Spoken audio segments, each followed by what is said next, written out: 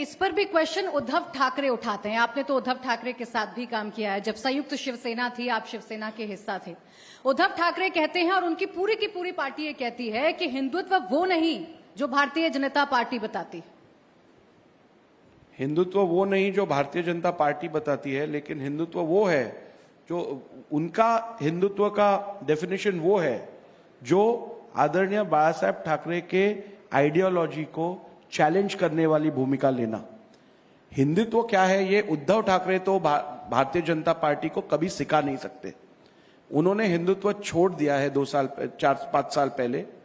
उन्होंने पूरी तरीके से अपने आइडियोलॉजी को और अपने मेंटोर, अपने जो फाउंडर है, उनके आइडियोलॉजी के साथ विश्वासघात किया है और हिंदुत्व के बारे में बोलने का अधिकार उद्धव ठाकरे को बिल्कुल नहीं है। आप कह रहे उनका अधिकार नहीं है उनके पास, लेकिन उनका कहना है हमारे लिए हमारा हिंदुत्व मुंह में राम हाथ को काम है, जबकि आपका हिंदुत्व सत्ता जिहाद है। आप हर काम सत्ता को हासिल करने के लिए करते हैं।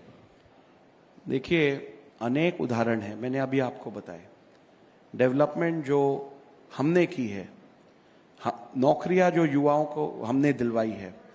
आज आपको मैं बताना चाहता हूं कि महाराष्ट्र में पहली बार बाडन जो जर्मनी में है, उसके साथ, उस स्टेट के साथ महाराष्ट्र सरकार ने एमओयू साइन किया है और 4 लाख युवाओं को हम बाडन में नौकरी के अवसर दे रहे हैं ट्रेनिंग के साथ। कौन से, इसमें कौन है? इसमें क्या केवल हिंदू जा रहे?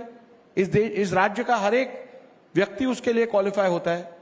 तो केवल धर्म जाति की बात करके आप एक प्रकार का नैरेटिव जो सेट करना चाहते हो, हमने तो पहले ही कहा है हम हिंदुत्व को छोड़ेंगे नहीं और ना ही हिंदुत्व के बारे में कोई कॉम्प्रोमाइज करेंगे।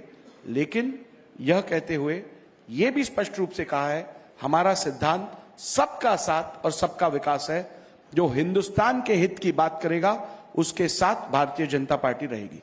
सिर्फ हिंदुत्व की बात नहीं है, उद्धव ठाकरे तो घूम घूम कर ये भी बताते हैं, विशेषकर आप ही का फैसला उसमें फिर चर्चाओं का विषय बन जाता है कि किसके पास धनुष बाण रहेगा, या एनसीपी की बात करूं तो किसके हाथ पर जो घड़ी है कलाई पर वो सजेगी। उद्धव ठाकरे घूम घूम कर ये बताते हैं बेशक हमसे छीन लीजिए सब कुछ, लेकिन बाला साहब ठाकरे की जो विरासत है वही मैं उसे आगे लेकर चलता हूं और उसी के बिना पर मुझे वोटें मिलती। आदरणीय हिंदू हृदय सम्राट बाला साहेब ठाकरे का स्टैंड कांग्रेस के साथ जाने का क्या था ये आप सभी लोग जानते हो। उन्होंने तो स्पष्ट कहा था जिस दिन मुझे कांग्रेस के साथ जाने की नौबत आएगी उस दिन मैं अपनी दुकान बंद कर दूंगा, मैं अपनी पार्टी बंद कर दूंगा।